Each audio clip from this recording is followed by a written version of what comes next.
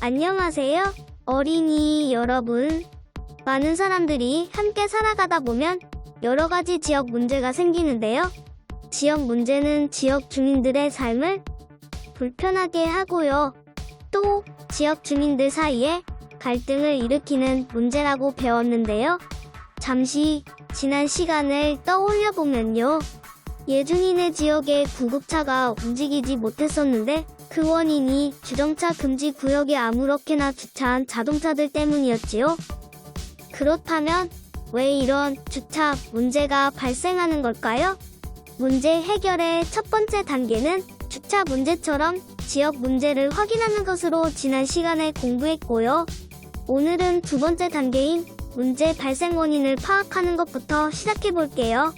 지역 문제를 확인한 뒤에는 왜 그런 문제가 생겼는지 원인을 파악할 수 있는 자료를 수집하는데요. 이때 필요한 정보로 실제 자동차 수와 주차 공간의 수를 표로 작성하고요. 큰 도로나 버스 정류장 근처에 불법 주차하는 차량들이 가장 많은 시간대를 조사해요. 그리고 비슷한 문제를 해결한 다른 지역의 예시 자료를 뉴스나 신문에서 찾아보고요. 지역 주민을 대상으로 면담을 통해 알아보기도 해요. 표를 보면요. 1구역의 자동차 수는 90대, 주차 공간의 수가 56개고요. 2구역의 자동차 수는 130대, 주차 공간의 수는 102개네요. 3구역은 자동차 수가 120대, 주차 공간의 수가 92개고요. 시간대별 주차된 차는 밤 9시에서 12시 사이 가장 많다는 것도 알 수 있어요. 주차 공간이 이렇게 턱없이 부족하니까요. 일을 마치고 집에서 쉬어야 할 저녁에 편히 쉬지도 못해 주민들이 예민해질 수밖에 없겠네요. 당연한 결과겠지만 주민들의 다툼을 다룬 신문기사를 볼 수 있군요. 그래서 이 문제의 원인이 무엇인지 주민들에게 면담한 내용을 참고한다면 주차 문제를 해결하는데 도움이 될 테고요. 다양한 자료를 수집하고 정리하여 무엇이 문제인지를 정확하게 분석할 수 있어요. 어떻게 해결할지 방법을 마련할 수 있는데요. 우선 예준이네 지역의 주차 문제의 심각성을 정리하면요. 첫째, 주차 공간이 부족하다는 점. 둘째, 밤 9시에서 12시 사이 주차된 자동차 수가 가장 많다는 점. 셋째, 다툼도 생기고 불법 주차로 통행에 어려움이 많다는 점이네요. 주차 문제는 개인의 노력으로만 해결하기 어렵기 때문에 다양한 사람들이 함께 의논해 힘을 모아야 하는데요. 예준이네 부모님께서는 여러 가지 의견을 들어보려고 지역 회의에 참석하셨어요. 교과서 123쪽에는 주차 문제를 해결하려고 각 대표자들이 모여 회의하는 모습을 제시하고 있는데요. 앞에서 찾은 정보가 어떻게 문제 해결 과정에 적용되는지 살펴볼까요? 주차 문제에 대한 해결 방안을 제시하고 있는 지역 대표자들로는요. 학교 대표, 시민단체 대표, 지역 주민 대표, 구청 공무원, 시청 공무원이 있는데요. 지역의 문제는 몇몇 사람의 주장에 따르는 것이 아니라 충분한 대화와 타협을 거치며 의견을 수렴하는데요. 해결 방안으로 개인 주차장을 만들자, 공영 주차장을 새로 건설하자, 저녁 시간에 공공기관 주차장을 개방하자, 마지막으로 감시 카메라를 설치해 불법 주차를 단속하자는 의견이 나왔는데요. 여러분도 만약 지역의 대표자라면 어떤 해결책을 제시했을지 꼭 생각해보세요. 다양한 해결 방안이 제시되면 각 해결 방안의 장단점과 필요한 비용, 실천 가능성을 비교해 가장 적절한 방안을 선택하는데요. 지역 문제를 해결하려면 의견을 하나로 모아야 최선의 것을 고를 수 있겠지요. 이를 위해서 충분한 시간을 두고 의견을 주고받아야 하고요. 대화와 타협을 하며 의견을 조정해요. 이때 투표를 통해 의견을 모을 수도 있어요.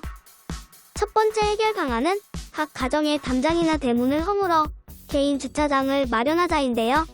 이렇게 하면 주차 공간이 생기니 다툼이 줄어들 수 있으나 사생활이 드러날 수 있겠네요. 만약 비용을 제공해 담장을 허물고 화단을 가꾸면 좋은 대안이 될 수 있고요.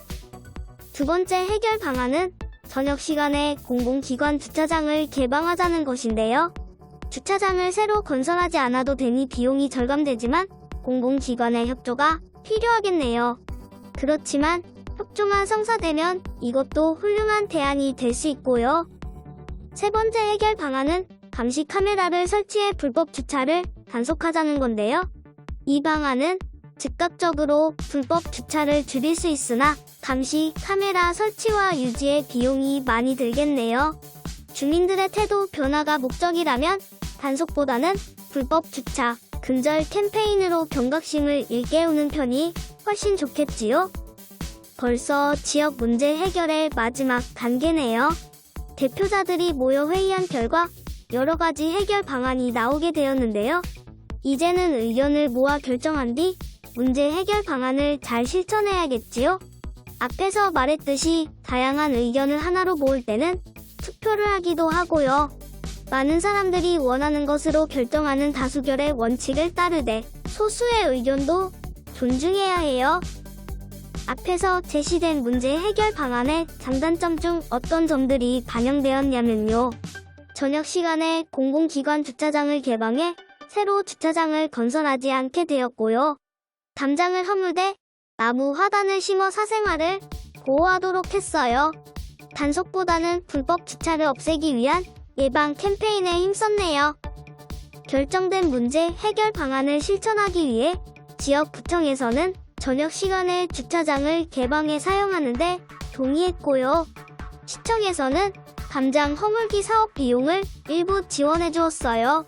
그리고 지역 주민과 학생들은 직접 캠페인을 벌인 덕분에 주차 문제도 해결하고 더 이상 싸울 일도 없게 되었네요. 우리도 지역의 문제 해결에 적절한 방안을 찾아 실천해 보도록 해요. 우리와는 다른 지역 문제로 고민하던 곳이 있네요. 강원도 홍천군 소매곡리에는 하수처리장, 가축 배설물 처리장이 있는데요. 이런 기피시설은 공공의 이익을 위해 꼭 필요한 곳이지만요. 악취가 나고 땅값도 떨어지니까 주민들이 떠나기 시작했어요.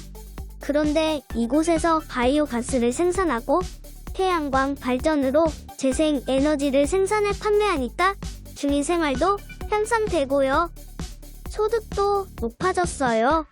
더불어 생산된 에너지를 각 가정에 공급할 수 있어서 연료비도 크게 줄일 수 있었고요.